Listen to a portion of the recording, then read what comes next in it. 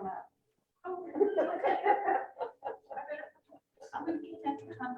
That's what I told them, and they were like, they said, I think you smell they wonderful. do. Every time I walk by her. So Gina, you may want to mute. So you're, although I really do hope that,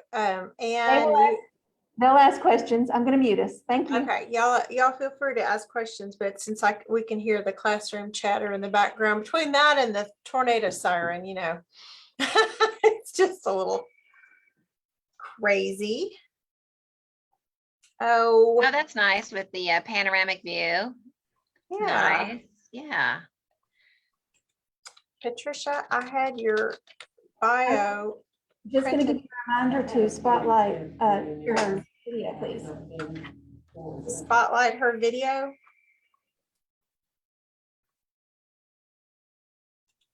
Yes, please. Can you do Okay. that? Yep. Okay, Patricia, I had your bio all printed out and now I don't know what I did with it. Do you need me to resend it to you? Or I was gonna say you may have to introduce yourself, but hang on. I might be able to find that email that I sent you because that's how I found the And I yeah. just said when I was talking about you, I just said, yeah, here it is. I said, she has a really impressive bio. We put a link to your, I have it now. I'm gonna print it. Gotcha. We put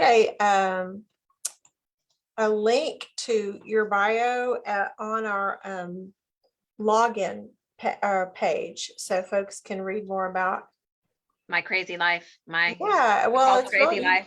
you've done a lot. Hang on, what is this?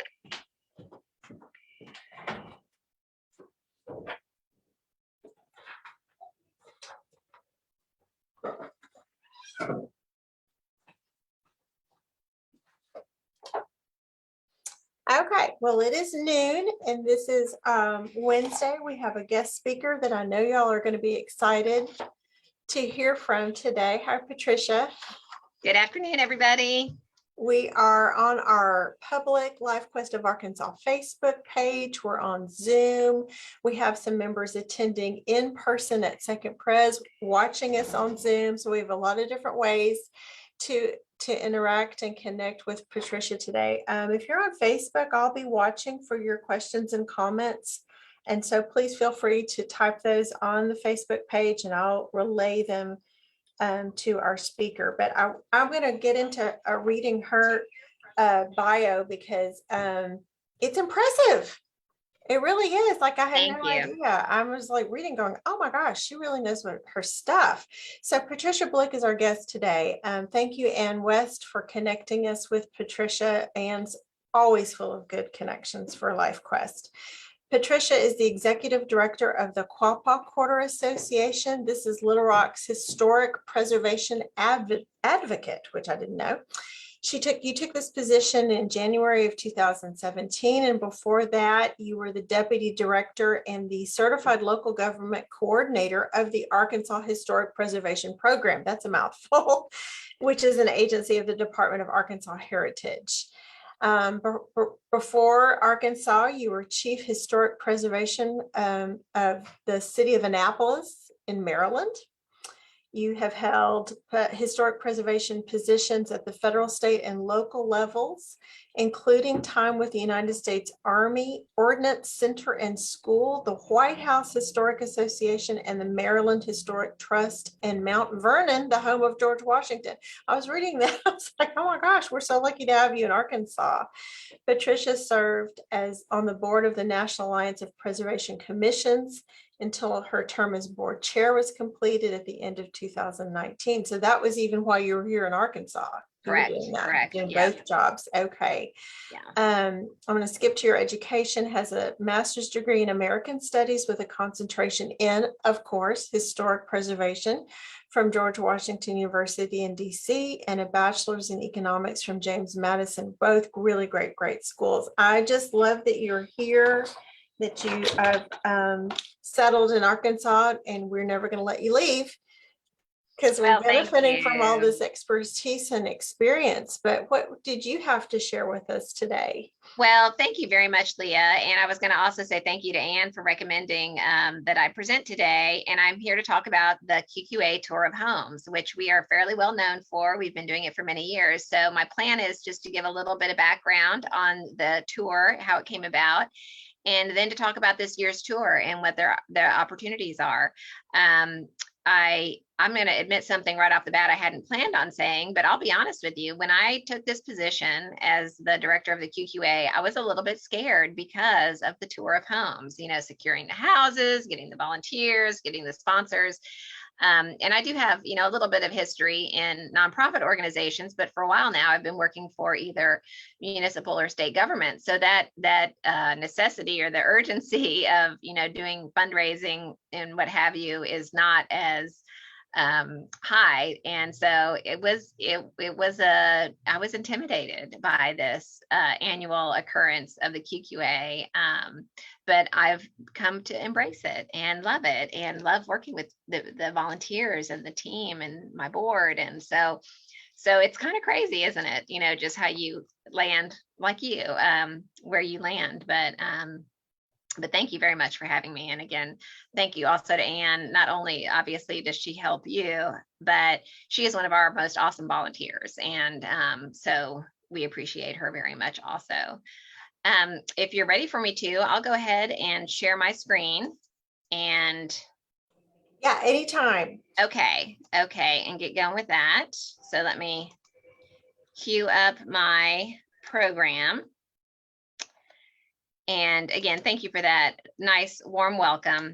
And I appreciate being with you all today. I am Patricia Blick, as Leah described, the executive director of the QQA, started in 2017. So this is my 5th tour that I've worked on since I've been here. I think that's right.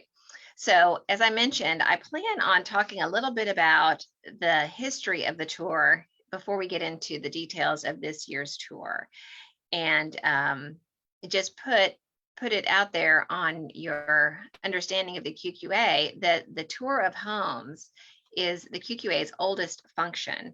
And as a matter of fact, it predates the incorporation of the Quapaw Quarter Association by 5 years. The first tour was in 1963. We were incorporated in 1968. So the tour was something that was in place even before my organization was born.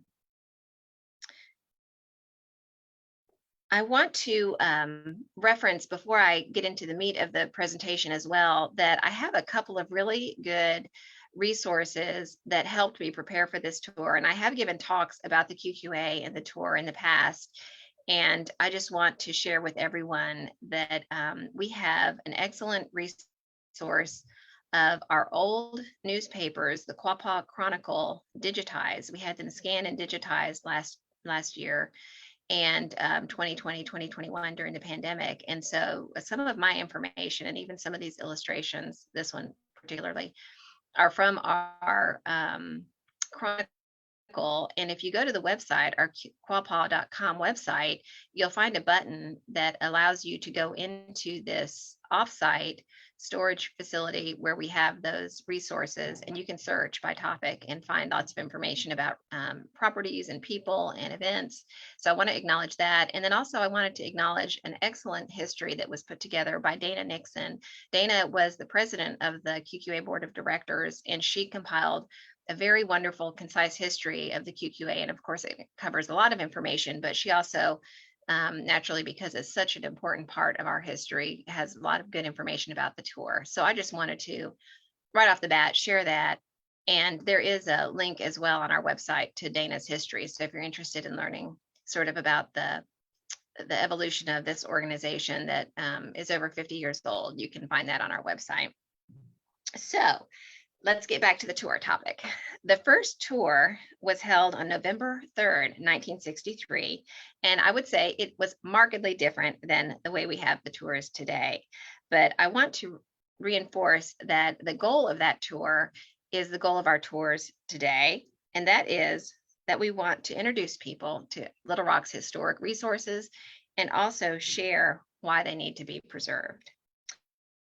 The Quapaw Quarter Committee, a group established in 1961 to advise the Little Rock Housing Authority on the significance of historic buildings in the neighborhood surrounding MacArthur Park, sponsored the first tour. The Quapaw Quarter Committee was originally known as the Technical Advisory Committee on Significant Structures in the Central Little Rock Urban Renewal Project area. So, like many communities, preservation efforts in Little Rock were born out of urban renewal threats to historic resources. Pictured here is John Robinson. He was appointed secretary of the technical committee, who was responsible for, and he was also responsible for reorganizing and changing the name to the Quapaw Quarter Committee. He is also credited for achieving many important Quapaw Quarter Association milestones, including drafting our original bylaws, completing our tax exempt applications, and developing our articles of incorporation. And notably for today's program, he was heavily involved in organizing the first tours. The first decade of tours focused on several significant properties in the MacArthur Park Historic District, and many notable landmarks were included. Trapnell Hall, the Pike Fletcher Terry House, the Villa Marie, the Old State House, and the Hanger House. These would appear year after year, and more houses would be added. These first tours were open houses and they were free. They would take place on a Sunday afternoon, and by the time the QQA was incorporated in 1968, there were over 20 houses on the tour. The recommendation to tour attendees was to focus on the houses or buildings you had not visited before, because seeing all 20 houses in 3 hours with approximately 1,000 attendees was almost impossible. And looking back in our history, it looks as though 1969 was the first year they sold tickets for the tour. So that would have been the first tour after the QQA was incorporated. The 1975 tour was also noteworthy. It was the first tour that ventured outside the MacArthur Park neighborhood into the Governor's Mansion neighborhood. And the focus was more on single-family homes instead of institutional, landmark, or museum buildings. The Governor's Mansion Historic District was also different. It was full of families, and the tour's focus on neighborhoods has been carried forward to today. And we have also reduced the number of houses to between 5 and 7 each year. Another major change took place in 1977. This was the first year there was a candlelight tour, and the tour went from a purely educational event with a small ticket fee that barely covered expenses to an educational event and a fundraiser. Once the candlelight component of the tour was established, it continued to raise the stature and the profits of the organization. In some years, the candlelight tour was actually the only component. And that took place in 1978, 1979, and 1983. But since 1984, the whole complement of preview party and dinner and afternoon tour was the standard. However, I would like to note that in the mid-2000s, the board elected to hold tours every other year due to challenges in securing houses and volunteers. As a result, there were no tours held in 2005 and 2007. And the tour of Petaway neighborhood scheduled for 2020 was delayed due to COVID twice, delayed twice due to COVID. And we finally held that tour in October of 2021. And we also had to reduce the scope of that tour because at that time, COVID numbers were on the incline. We did not have a preview party, we did not have a candlelight dinner, and we did not have a brunch. Another major milestone was when the tour ventured outside the traditional Quapaw Quarter area. In 1988, it was held in Hillcrest. This was the first time it moved from the downtown area to another part of the city. Since that time, the tour has expanded to many other historic neighborhoods to include the Central High School Neighborhood Historic District, Historic Park Hill in North Little Rock, and the Capitol View Historic District. So as I noted, the tour has changed over time. There have been tours with street entertainment, guides in costumes, and period costumes. Different neighborhoods are highlighted, but again, the intent is always to get folks into historic neighborhoods where they don't typically venture. This really hit home to me when we were having the tour in 2018. It was in the Central High School Neighborhood Historic District, and we had 6 lovely historic homes. I have to note that my two nephews are both graduates of the Central High School, and share that during the candlelight tour, I was talking with my brother-in-law, Joe, at the Champagne station at the Pinnock House. Joe admitted he had no idea these amazing houses were here. And this is a person who had been driving through that neighborhood for probably about 8 years. We hear that same comment at every single tour. Last year, when we did finally have the tour in Petaway, we had numerous inquiries asking where the historic neighborhood was. It is quite gratifying each year when folks are amazed by what they see and learn on the tour. Now, let's take a look at the 57th tour of homes. It will be held Mother's Day weekend, May 7th and 8th, with an afternoon tour on Saturday, May 7th from noon till 4, and a candlelight tour and dinner from 5 to 9:30. On Mother's Day, Sunday, May 8th, we will have a brunch at Curran Hall from 11 a.m. to 1. Now I am going to share a promotional video that we prepared for the tour just as a teaser.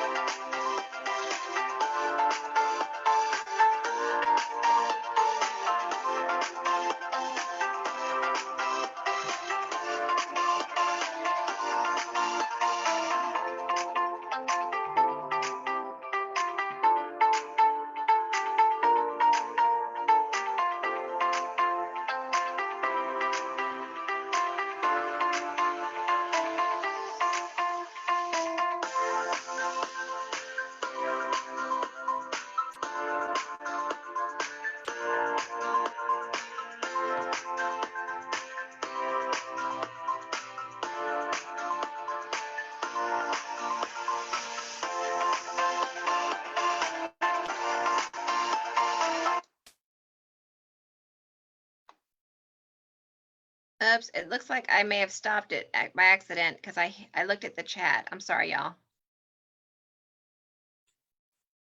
Sorry. There we go. There we go. It's back. I did not know I was going to do that.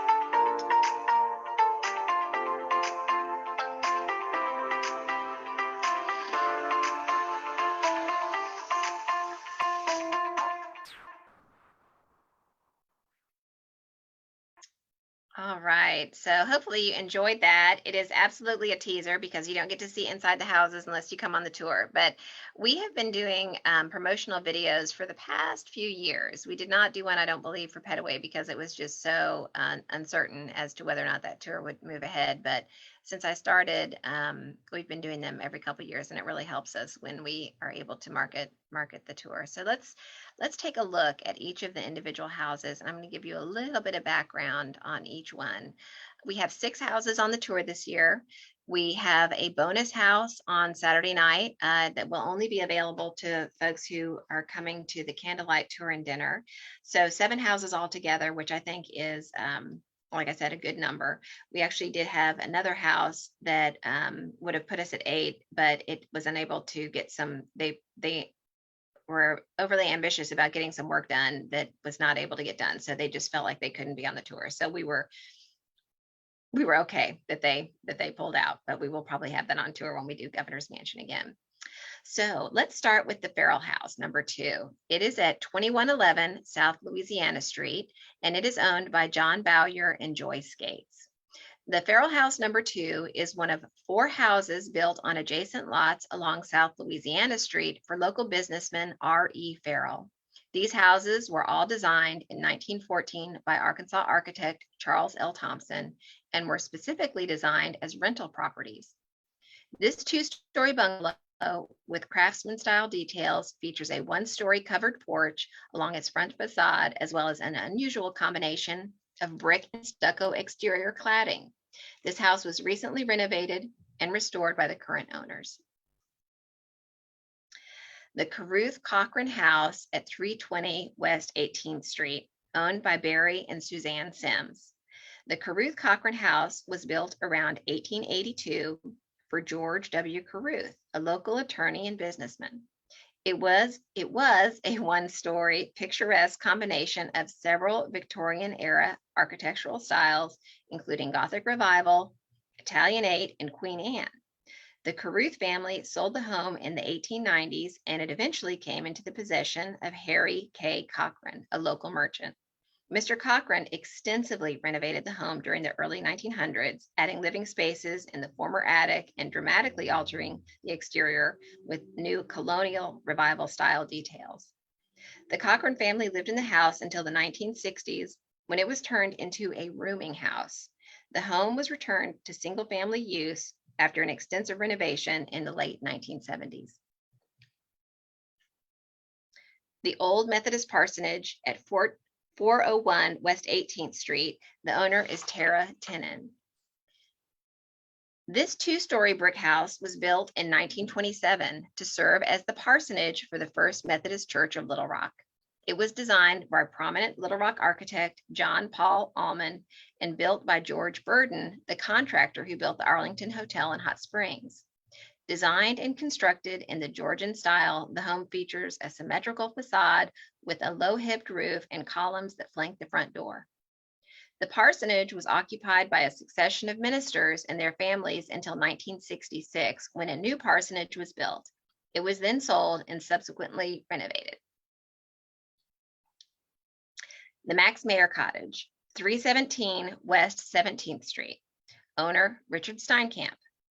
The Max Mayer Cottage was built for Hall Cochran, the bachelor son of the Cochran family who lived at 320 West 18th in the Caruth Cochran House. It was designed and built by architect Max Mayer in 1937. Mayer's work at the Territorial Restoration Museum project during the construction of this home greatly influenced the traditional elements included in the final design. This wood frame house is topped by an original standing ridge metal roof and incorporates quarter-sawn oak floors throughout the interior. The house also features beautiful views of the garden, pool, and landscape that surround the home. The Rogers House, 400 West 18th Street, owned by Jill Judy and Mark Brown. The Rogers House was designed by Arkansas architect Charles L. Thompson in 1914 for Dr. Frank O. Rogers and his wife, Emma Tilla Rogers. The house features a unique combination of classical revival and craftsman style forms. Craftsman style windows, dormers, rafter tails, and exterior materials contrast with the grand classical revival style semicircular portico that forms the grand front porch entry. The interior featured grand entertaining spaces, including a basement ballroom and a large palm room on the first floor. The house served as a home and office for Dr. Rogers until 1939, when it was purchased by chiropractor Tina Murphy. In 1960, the home was transformed into the Elizabeth Mitchell Memorial Home for Children. In the 1980s, the home was restored to a private residence. The Pierce House, 1704 Center Street, owned by Rachel and Harrison Tomei. The Pierce House was built about 1881 as the home of the Right Reverend Henry Niles Pierce, founder of Trinity Episcopal Cathedral of Little Rock. It is one of the oldest homes still standing in the Governor's Mansion Historic District. The structure is a simple version of the Italianate style and features the style's characteristic bracketed eaves. Interestingly, the entire house was moved from its original position on the lot and reoriented, literally given a quarter turn. This happened sometime in the early 1900s. During this same time, the colonial revival style wraparound porch was added. Although slightly altered from its original appearance, this house is still a wonderful surviving example of the wide variety of historic architectural styles that can be found in the historic neighborhoods of Little Rock. Kirby House. This is the bonus house. It will only be open for the candlelight tour and dinner on Saturday night. It's located at 1221 South Louisiana Street, and it's owned by Tony Curtis. The Kirby House was built in 1887 by Samuel B. and Davinia Kirby, who had moved to Little Rock from Alabama. In 1923, the house was divided into several apartments, and during the 1930s became known as the Cleese Apartments after the owner of the property. By the late 1980s, the house was in serious disrepair and had been abandoned after suffering years of neglect. The property was close to demolition before being saved by the current owner. He began to painstakingly restore the property. Today, the Kirby House features beautifully restored spaces and displays of various collections of period antiques and artwork, as well as Kirby family portraits. As you would expect, we are grateful to our homeowners who are opening up their amazing houses for this year's tour. Many of the houses have been on previous tours, but they have been updated since then. So even if you've been into one of these homes before, it will be a new experience. 2 of these houses have never been on the tour, the Kirby House and Farrell House number 2. I want to reinforce the goals of the tour. Get people downtown, educate the public about the history of Little Rock and the neighborhoods, show off good preservation work, and raise money to support QQA's mission, preservation of Greater Little Rock's historic places. Admittedly, an important component of the tour is to raise funds. The QQA is a nonprofit membership-based organization. We are always looking for ways to raise funds and promote our mission. You might wonder, what do we do with the funds that we raise? They support the day-to-day operations of the QQA, a small staff of which I'm the only full-time member, and we do have a part-time membership and events coordinator, Shelley Stormo. I want to share some examples of our day-to-day operations undertaken to further our mission.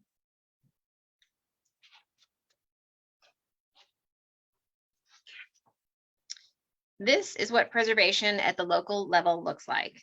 Assisting the Dunbar Historic Neighborhood Association and the Little Rock Historic School District as they make plans to rehabilitate the Dunbar High School auditorium.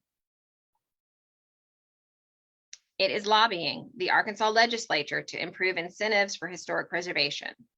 In the last regular legislative session, we worked with our statewide partners, Preserve Arkansas and the Arkansas Historic Preservation Program, to double the cap for historic rehabilitation tax credits from $4 million per fiscal year to $8 million per fiscal year. This was the first cap increase since the program started in 2009. It is fighting to save the Gay Oil Building from demolition to be replaced by the Bubble King Car Wash. We quite literally employ what I call guerrilla preservation tactics to raise awareness of important historic properties that are threatened. We have a small staff and limited resources, so we leverage our membership, the power of the press, and social media whenever possible. It is working to convince the city of Little Rock to reverse a decision that called for the demolition of the Murphy Jeffries building to replace it with a parking lot. The Jeffries family was determined to save their father's building, the longtime office of the first African-American bail bondsman in Arkansas. We've already lost many historic African-American sites in Little Rock due to urban renewal and highway projects. It did not make sense for the city to support demolition of another one. It is putting efforts out to raise awareness of the threat to Johnswood, the Max Mayer designed home of John Gould Fletcher, the only Pulitzer Prize winning poet from Arkansas. Plans for redevelopment of the property, along with 5 other adjacent lots totaling 28 acres, proposed rezoning and demolition of the significant resource for commercial development.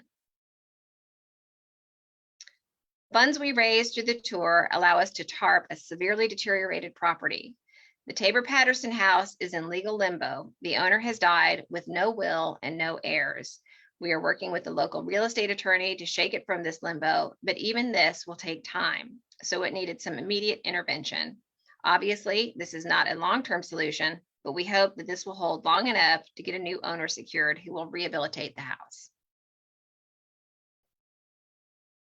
With support, we're able to continue our educational programs like the 5-H Club and preservation conversations with the revenue that we generate through that tour. Even during the pandemic, when we were not able to meet in person, we were able to hold virtual programs, very much like you all are doing. Income from the tour allows us to continue to protect the William Woodruff House. We've secured and stabilized the antebellum property and are working to find a new owner who has the capacity to rehabilitate this landmark.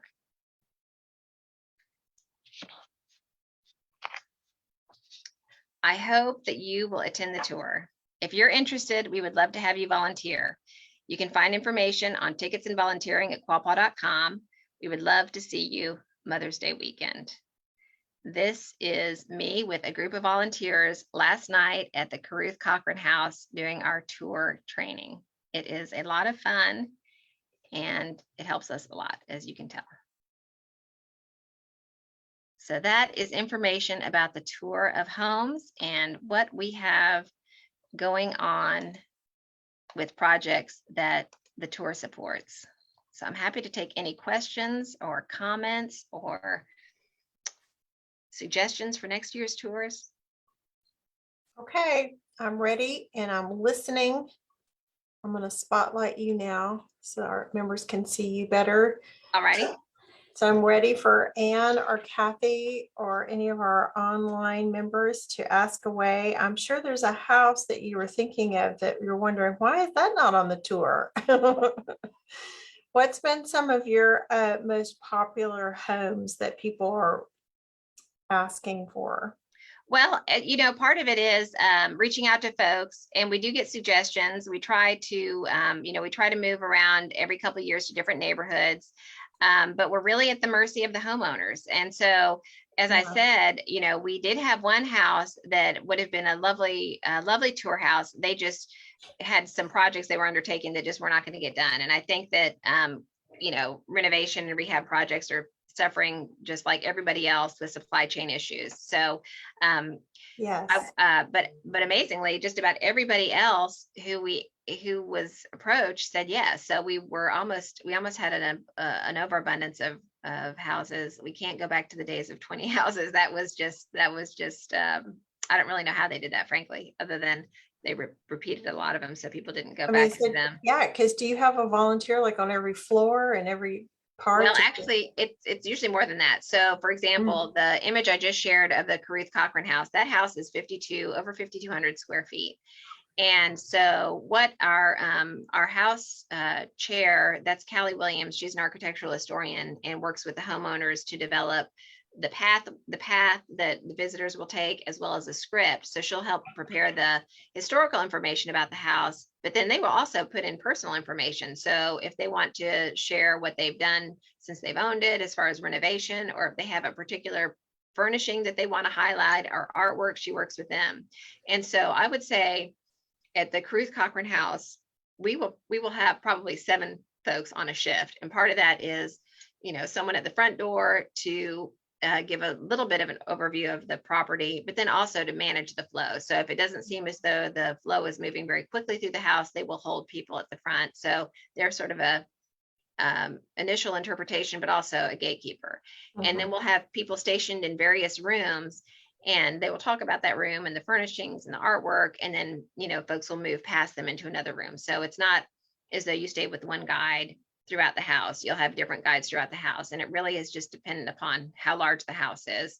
And, you know, part of it is just safety and security. You know, help people if they have a challenge with stairs or any issues like that. So this year we have a lot of big houses. I don't know if you can tell that from the photos, but that means we need a lot of volunteers. So certainly we are beating the bushes to get the volunteers out.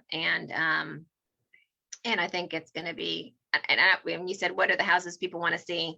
I would say these are the types of houses people want to see. A lot of traditional governor's mansion, historic district houses that are iconic, really iconic houses for our historic, you know, one of our oldest historic districts in the state.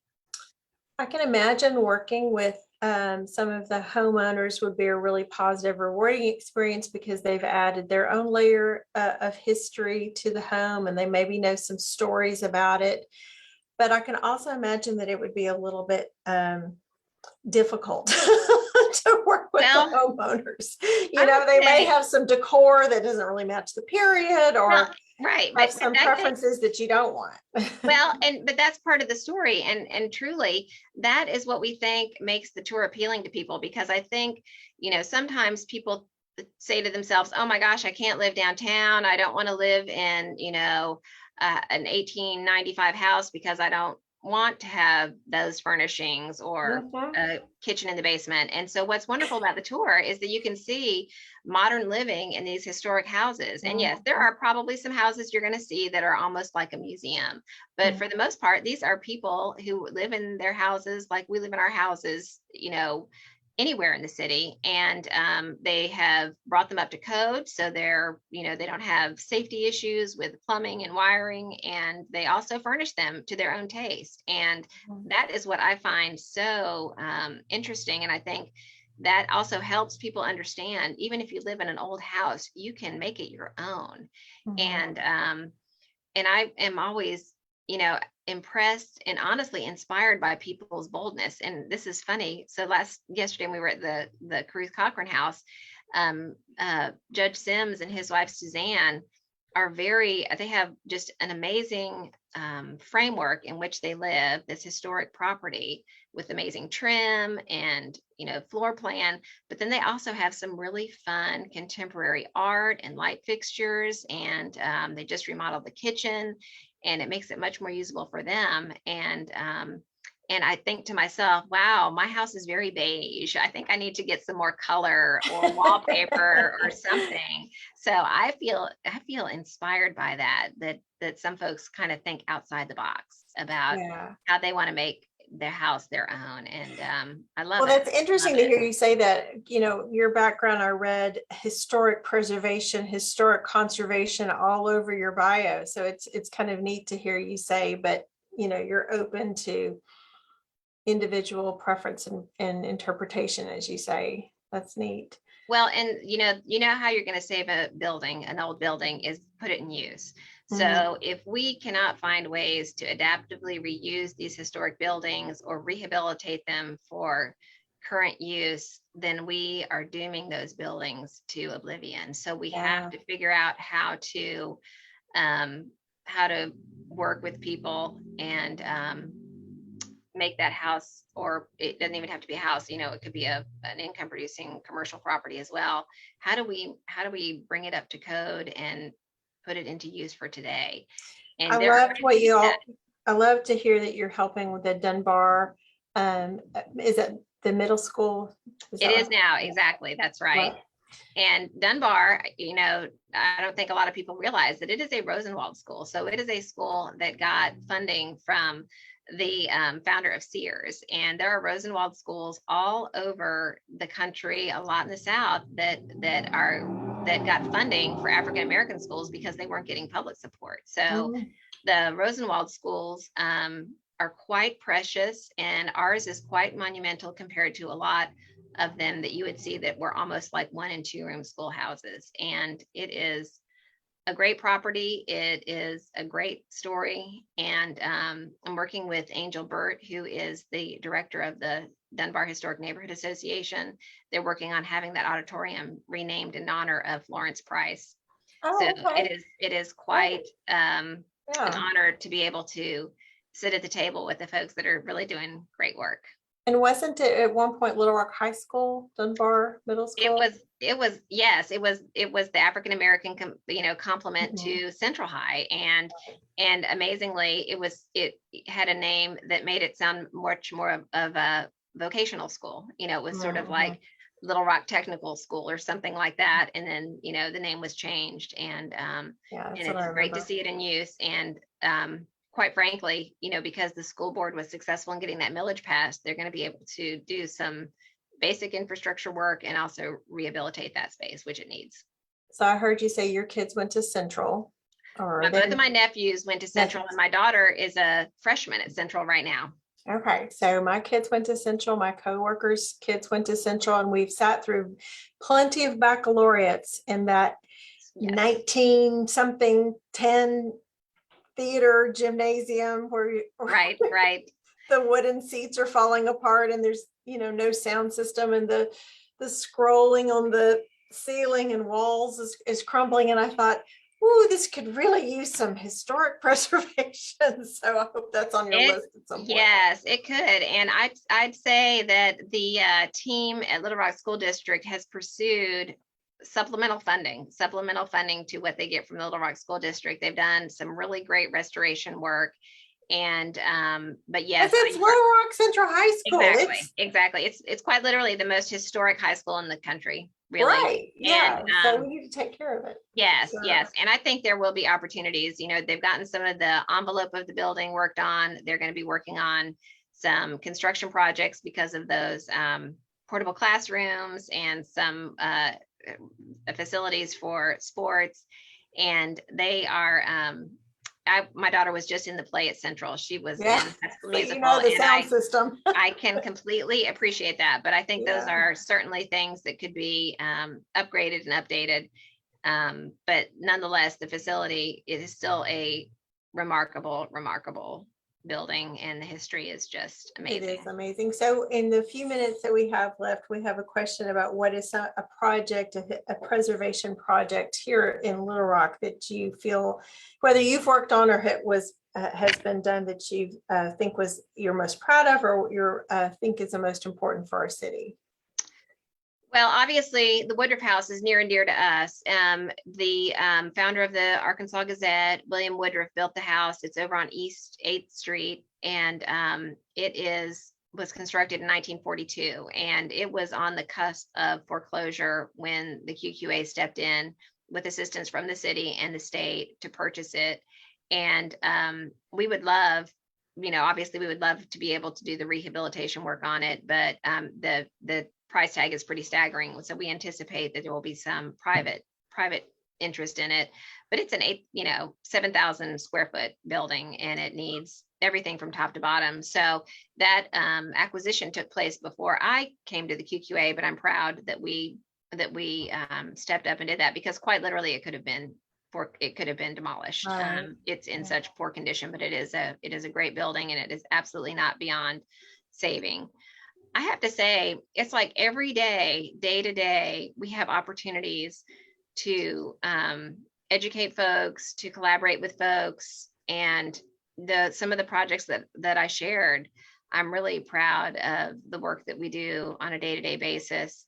And the board support I get is wonderful, because frankly, historic preservation, while, it's wonderful to see the historic buildings and talk about the tour, sometimes it's a little bit gritty, and it's not fun, quite honestly, to go to the board of directors meeting when you think you have no chance to get a decision changed, reversed, like for the Murphy Jeffries building. And I've said it before. I mean, I went to one of the meetings and I thought, why am I doing this? Because I was pretty sure. I mean, I was told point blank things weren't going to change. And Director Doris Wright, she sort of said, why are we doing this? Why are we doing this? And it made a difference.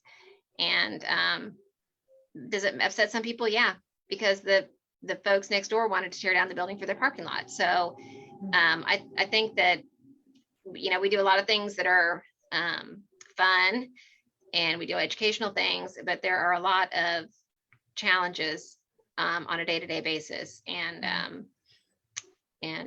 I'm proud of, what we're able to do, especially since we're so small. Yeah, you do accomplish a great deal. Well, thanks to you and your board.